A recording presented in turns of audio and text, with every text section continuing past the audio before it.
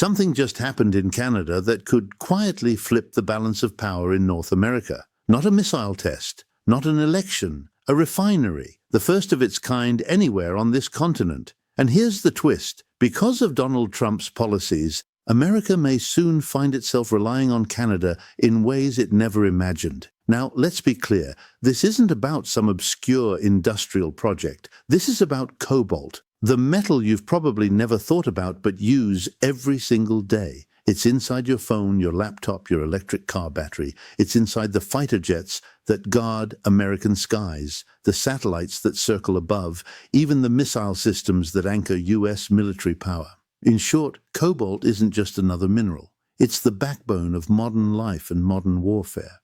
And that's where the story gets explosive, because while Washington has been distracted, fighting trade wars, cutting deals and lecturing the world about America first, Ottawa just made a move that could leave the United States cornered. For the first time ever, North America has a cobalt refinery, and it's not in Michigan, not in Texas, not in Silicon Valley. It's in Canada. Think about what that means. When the Pentagon needs cobalt for weapons, when Silicon Valley needs it for devices, when Detroit needs it for the future of electric cars, they will all have to look north. And here's the uncomfortable truth. Canada will not always be a silent partner. If Ottawa decides to use this leverage in trade talks, in disputes, even in defense negotiations, Washington's hands could suddenly be tied. So the question becomes, what happens when the United States, the supposed superpower of the continent, discovers it needs Canada more than Canada needs it? What happens when the underdog neighbor, long dismissed as polite and predictable, suddenly holds the key to America's technological and military future?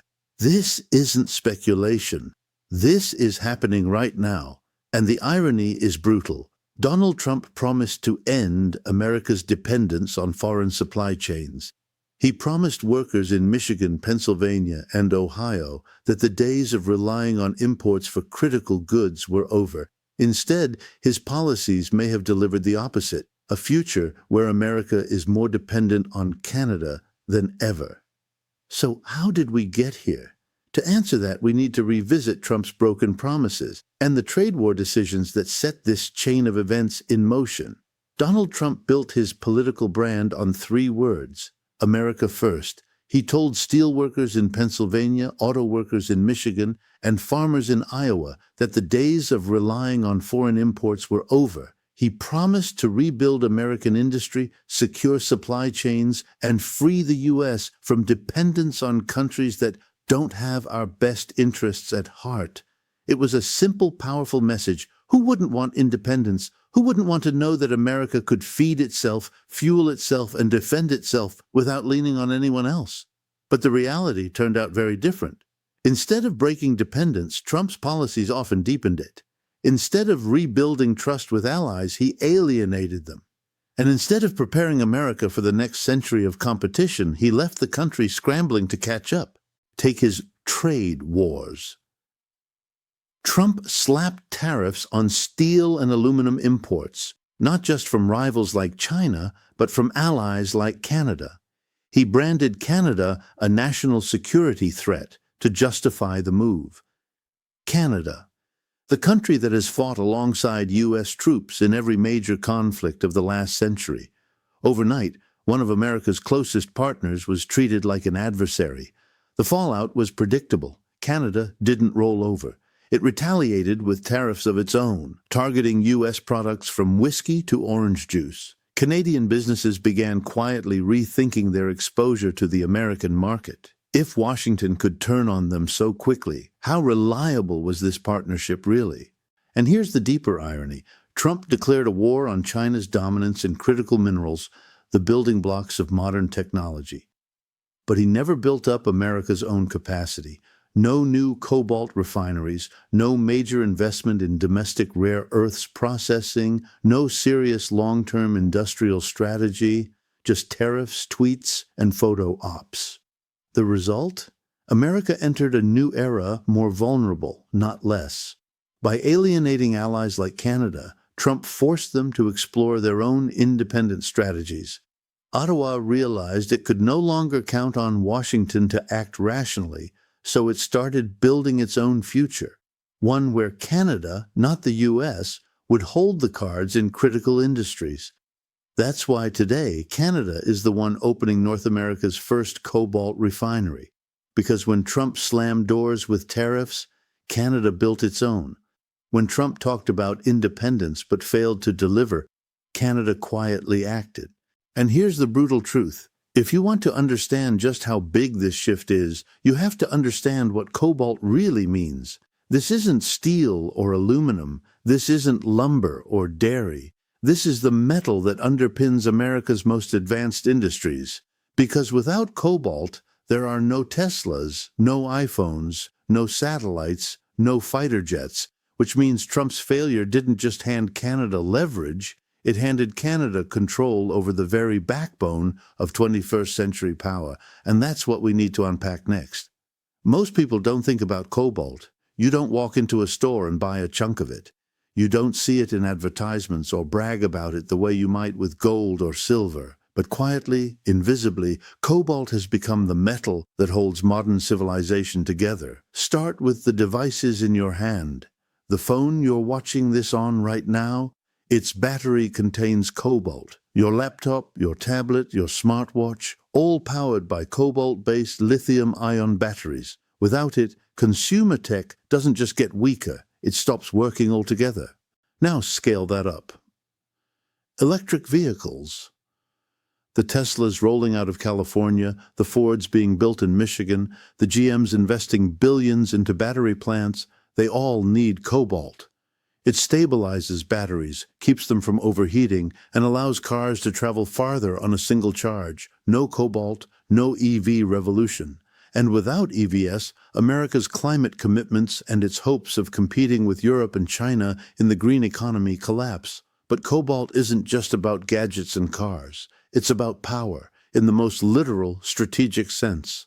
The U.S. military relies on cobalt for fighter jets, for drones, for satellites, for missile guidance systems. Jet engines use cobalt alloys that can withstand extreme heat. Spacecraft use cobalt for durability.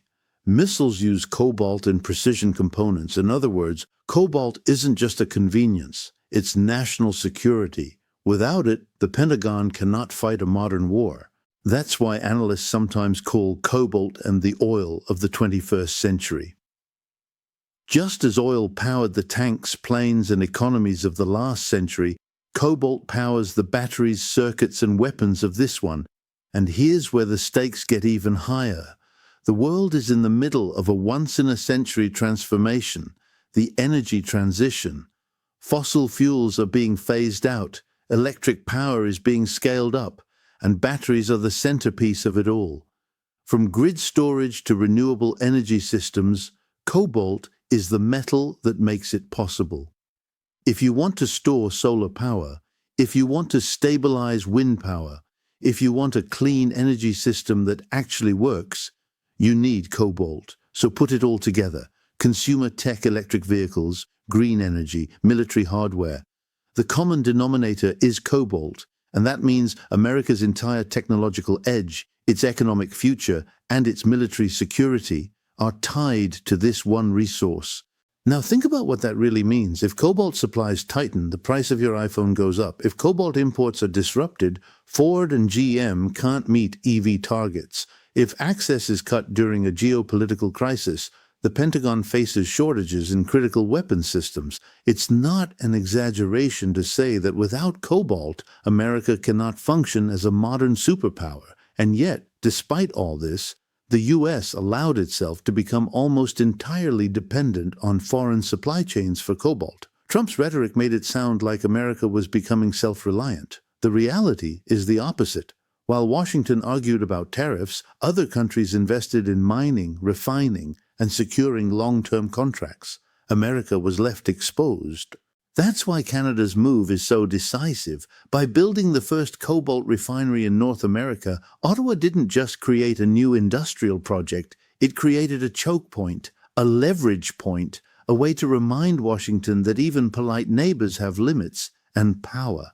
Because here's the punchline. Without cobalt, America can't fight wars, can't build cars, can't power tech. And right now, the road to cobalt independence doesn't run through Detroit or Washington. It runs through Canada. But before we talk about how Canada sees this opportunity, we need to look at who controls cobalt today, because there's a reason this refinery matters so much, and that reason is spelled China.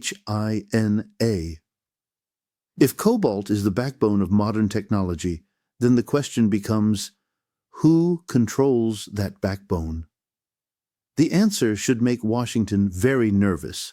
Right now, the world's cobalt supply is concentrated in one of the most unstable regions on the planet, the Democratic Republic of Congo.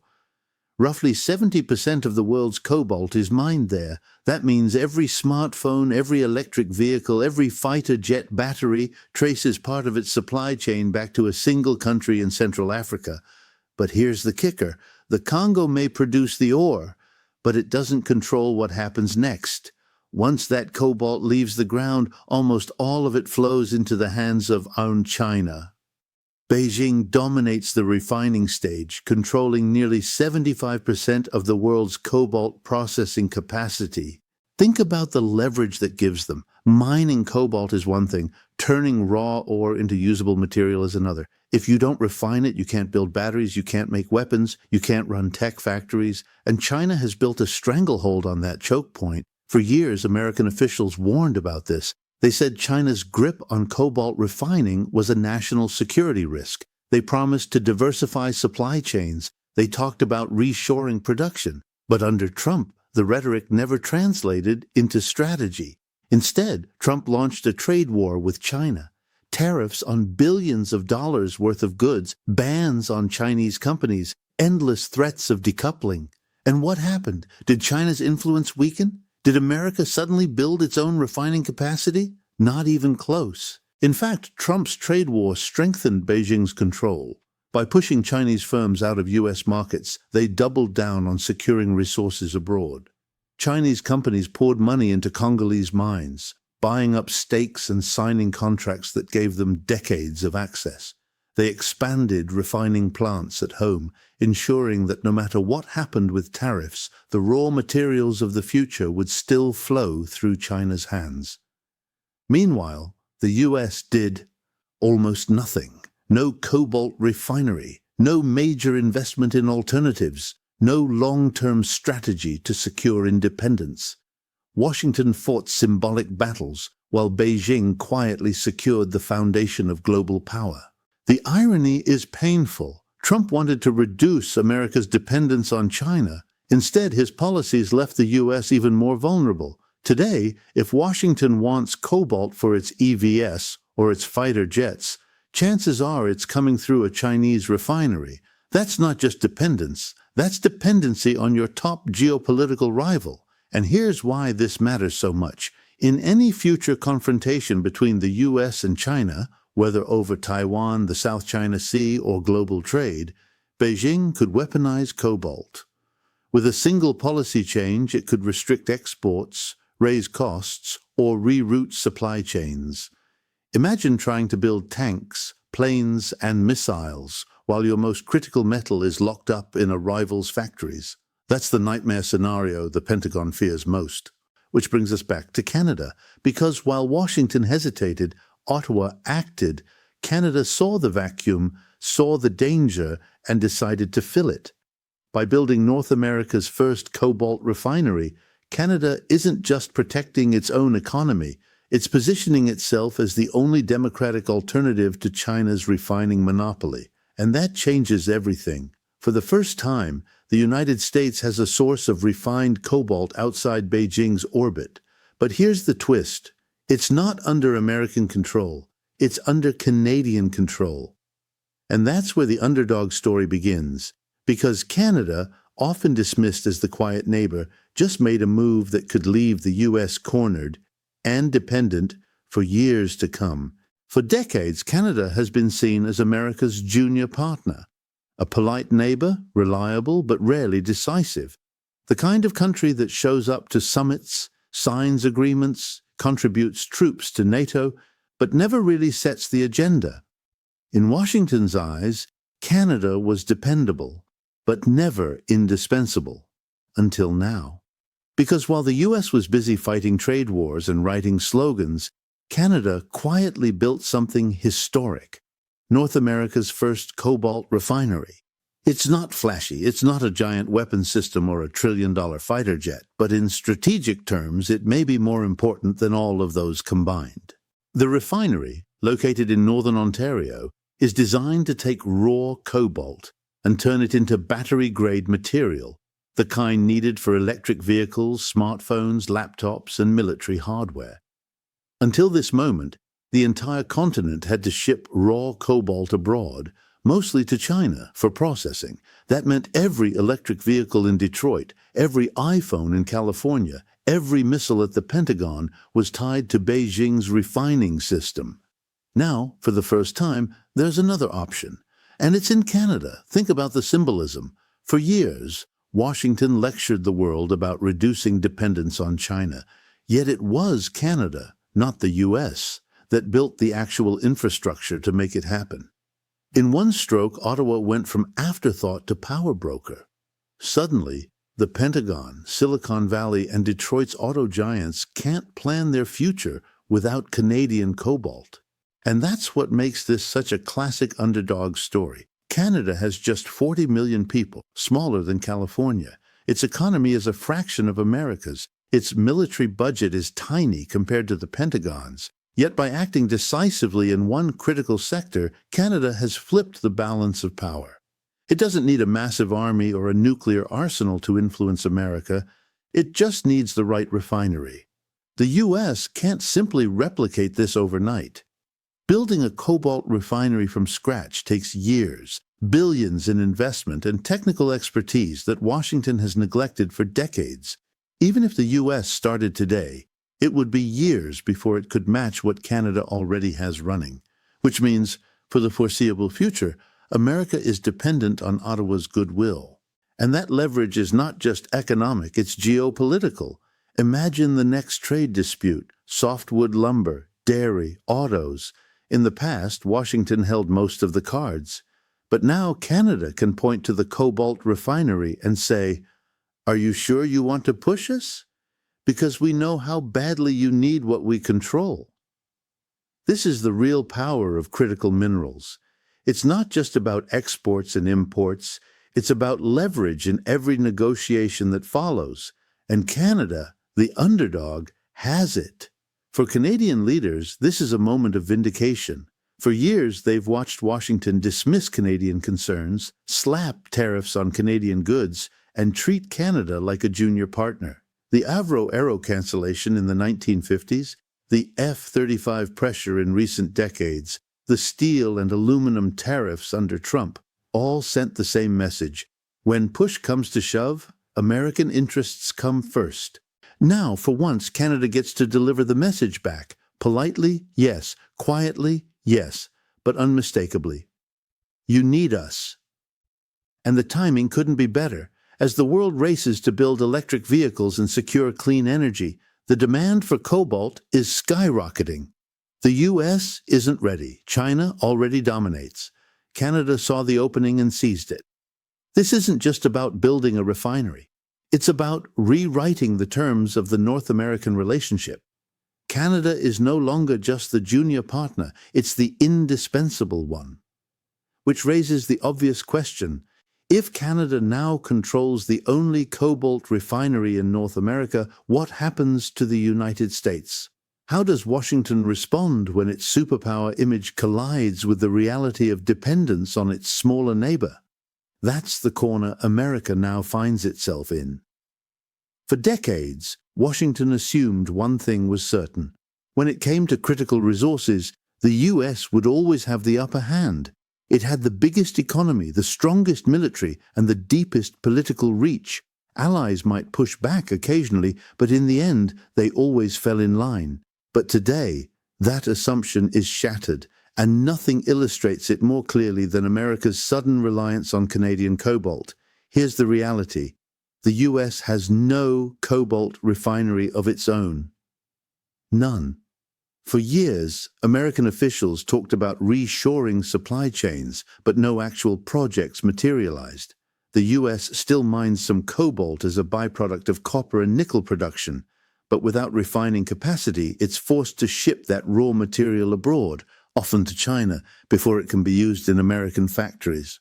That means right now, if you're the Pentagon and you need cobalt for jet engines or missile guidance systems, you're looking north. If you're Ford or GM and you need cobalt for your EV batteries, you're looking north. If you're Apple or Microsoft and you want to keep producing millions of devices every quarter, you're looking north. And north doesn't mean some vague market. It means Canada, specifically Canada's new refinery. This puts Washington in a bind it hasn't faced in modern history. Short term, it has no choice. U.S. companies must rely on Canadian cobalt or risk production delays, higher costs, and missed deadlines. The Pentagon can't afford shortages. Automakers can't afford stalled assembly lines. Silicon Valley can't afford supply shocks. The dependency is immediate and total. Long term, the picture is even worse. Building a cobalt refinery in the U.S. would take years, possibly a decade, and billions of dollars. It's not just about money. It's about expertise, environmental approvals, and building supply chains from scratch. By the time Washington catches up, Canada will have solidified its role as North America's refining hub, locking in contracts with automakers, tech firms, and even defense suppliers. And here's the twist. Even America's military supply chains are now partially at the mercy of Ottawa. Imagine a future trade dispute over dairy or lumber. In the past, Washington could flex its muscles, threaten tariffs, and expect Canada to fold. But now, Canada has the ability to quietly remind U.S. negotiators, your fighter jet batteries, your missile systems, your satellites, they all depend on us. Are you sure you want to push this? That leverage is subtle, but it's powerful. Canada doesn't need to wave flags or make loud threats. It just needs to exist as the one place in North America where cobalt can be refined. That fact alone changes every negotiation dynamic going forward. For Trump, this is the ultimate irony. He promised independence from foreign supply chains. Instead, his policies deepened dependence, not just on China, but now on Canada. By alienating Ottawa with tariffs and failing to invest at home, he created the very conditions that left America cornered.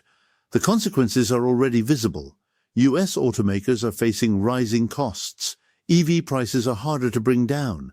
Defense analysts are warning about supply risks. And investors are watching closely, knowing that one disruption in Canada, a strike, a protest, a political dispute, could ripple across the U.S. economy overnight. In other words, the superpower has become the dependent partner. And that is a transformation no one in Washington wants to admit out loud. But America isn't the only country paying attention, because Canada's cobalt move isn't just reshaping U.S.-Canada relations. It's sending ripples through Europe, Mexico, and even Asia, proving that one underdog move can upend geopolitics across the globe. Canada's cobalt refinery isn't just a domestic project, it's a geopolitical shockwave. Because when one of America's closest allies suddenly controls the only non-Chinese refining facility in North America, the effects ripple far beyond Ottawa and Washington. The first ripple is obvious. Canada gains leverage in trade disputes. Imagine the next time Washington threatens tariffs on Canadian lumber, dairy, or steel. In the past, Canada had limited tools to fight back. Retaliatory tariffs helped, but the U.S. market was always bigger. Now Canada holds a trump card, cobalt. Quietly, Ottawa can remind Washington that every EV battery plant in Michigan, every defense contract at the Pentagon, every tech factory in California depends on Canadian supply. That shifts the balance of power in negotiations overnight. The second ripple is across the Atlantic. Europe has been desperate to break free from dependence on Chinese critical minerals. The EU has already launched initiatives to build strategic raw materials alliances, and Canada is at the top of their list. Brussels sees Ottawa as a stable democratic supplier and far more reliable than Beijing. Already, European companies are signing deals to secure Canadian cobalt for future EV production. What once would have flowed through China could now flow through Canada, giving Ottawa an even bigger voice in global trade talks. The third ripple is to Mexico. Mexico is sitting on significant lithium reserves, another critical mineral essential for batteries. Watching Canada leverage cobalt, Mexican leaders are beginning to wonder, could they do the same with lithium? If Mexico develops its own refining capacity, North America could suddenly have two choke points, one in Canada, one in Mexico, both outside U.S. control. That would fundamentally redraw the map of power across the continent. And then there's sulking China. Ironically, Canada's refinery doesn't erase China's dominance, it highlights it. Beijing still controls the majority of refining worldwide, and Canada's single plant is a small dent in that global monopoly. But politically, the optics matter. It proves that the U.S. is so unprepared it has to rely on its neighbor. For Beijing, this is validation. Trump's trade wars weakened American alliances and failed to build real alternatives. China remains in control globally, while the U.S. is reduced to scrambling for scraps in its own backyard. But the most profound ripple is psychological. Canada, long dismissed as too small to shift geopolitics, just proved that even a mid-sized economy can alter the strategic landscape by acting decisively in the right sector. Ottawa didn't need a nuclear arsenal or a $1 trillion defense budget. It needed one refinery in one critical mineral. That lesson will not be lost on other countries. Nations like Brazil and Indonesia, both rich in critical resources, are already exploring ways to build refining capacity at home. If they follow Canada's playbook, they too could turn raw materials into geopolitical leverage. Suddenly, the superpowers don't call all the shots. Middle powers with the right resources do.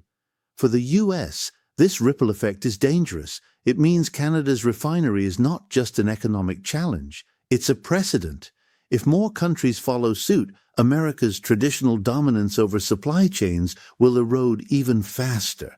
The age of unchallenged U.S. control could give way to a world where multiple smaller players hold the keys to the technologies of the future. That's why Canada's cobalt refinery matters so much more than its size. It's not just a factory, it's a signal, a message to Washington, to Beijing, and to the world. The quiet neighbor can play hardball too. And the tragedy for the U.S. is that all of this was avoidable. If Trump had invested in real capacity instead of waging tariff wars, America might not be in this position. But he didn't. Which brings us to the heart of the matter, what Trump overlooked. Donald Trump loved to talk about winning. He promised America would be respected again, feared again, independent again. And to sell that story, he obsessed over visible battles, tariffs, trade deals, public confrontations. He wanted headlines that made him look tough. But while he was chasing symbolic victories, he ignored the quieter, harder work that actually builds independence. And that's the fatal oversight. Because you can't tweet a refinery into existence. You can't tariff your way to supply chain resilience. You have to build things. You have to invest in infrastructure, in technology, in long-term capacity. That's what Trump overlooked. Instead, he poured political capital into punishing allies. Canada was slapped with steel and aluminum tariffs under the pretense of national security. Mexico was threatened with border shutdowns if it didn't bend to his immigration demands. Even Europe, another ally, was hit with tariffs on autos. In Trump's worldview, everyone was a competitor to be beaten, not a partner to be strengthened.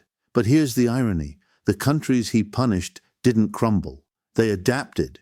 Canada looked at the volatility in Washington and said, "We can't trust the U.S. to manage critical supply chains. We'll build our own." That decision produced the cobalt refinery, now reshaping the balance of power.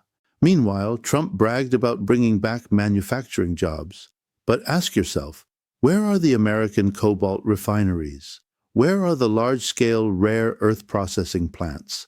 Where are the industrial investments that would have made America first more than a slogan?